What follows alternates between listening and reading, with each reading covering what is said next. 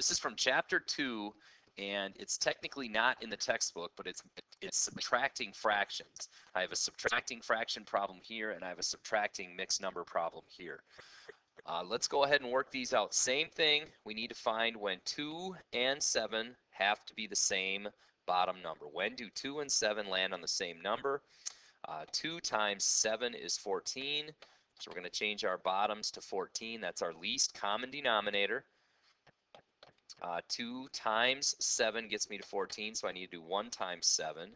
And then 7 times 2 gets me to 14, so I need to do 6 times 2. 6 times 2 is 12.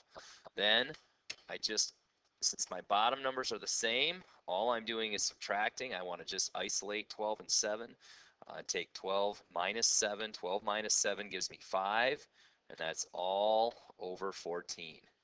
So my answer for 6/7 minus a half would be 5/14. Now, this problem, 9 1/4 minus 4 2/3, can be a little bit of a challenge. This is technically a borrowing fraction problem.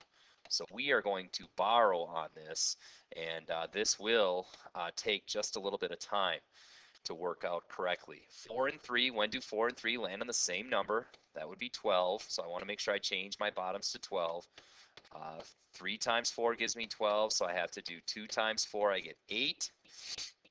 4 times 3 gives me 12, I have to do 1 times 3, and I get 3. Now here's where a light needs to go on.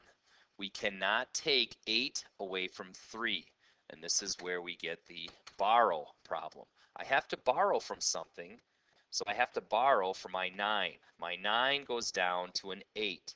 When I borrow from my 9, I actually gain something. I'm going to gain 12 12s. Now remember, 12 12s is another way of writing one whole. It's just a different way of looking at it. And I can do that real quick for you here.